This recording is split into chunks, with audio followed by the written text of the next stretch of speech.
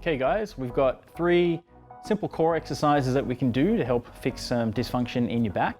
We've got Andy here lying down on his back. First one we're going to do is a supine glute bridge. So he's going to have his feet a little bit further forward. Good. Slightly wider than hip width apart. He's going to draw his belly in a little bit. He's going to tense his ab. So imagine I'm going to punch him in the stomach. He's tensing a little bit. And then from there, he's going to squeeze his glutes and drive up to the ceiling. Now what we don't want to see is too much arch in the lower back. We want to stay tight in the abs, belly drawn in, and then he's going to come back down. So a few variations you can do. You can go for reps, providing there's no pain associated. So Andy's going a bit quick there. We want to go nice and slow. A couple seconds up, hold, a couple seconds down.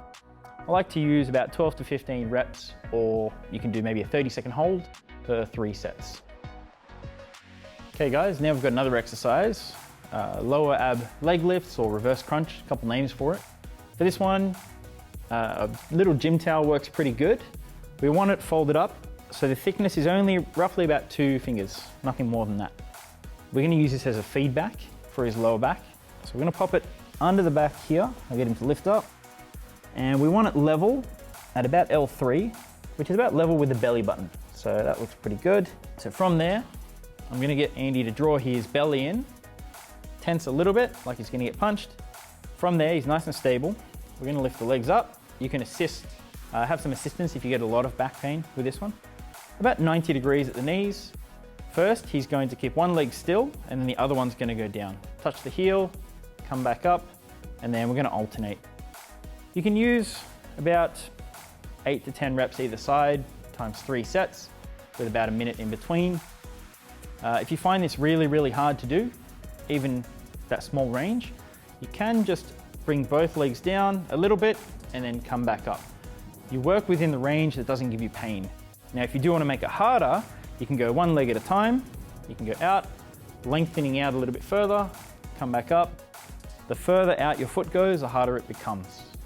I would usually use about the same reps regardless of difficulty, but all you're doing is just increasing the length out.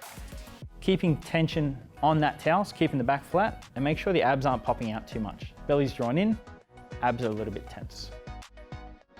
So for our third exercise, we've got the 4-point vertical exercise, or quadruped alternating. A few different names for the exercise. Andy is down on all fours and about 90 degrees at the shoulders, 90 degrees at the hip. Nice straight spine, back, thoracic spine, lumbar, thoracic, and his neck. Now, what I want him to do, he's going to draw his belly button towards the spine, create a bit of tension in the abs, like I'm going to punch him in the gut. And from here, I'm going to get him to lift up one arm and the opposite knee off the ground, only a tiny amount. I'm just going to imagine that I'm trying to slide a piece of paper under his hand, and that's all I'm trying to do.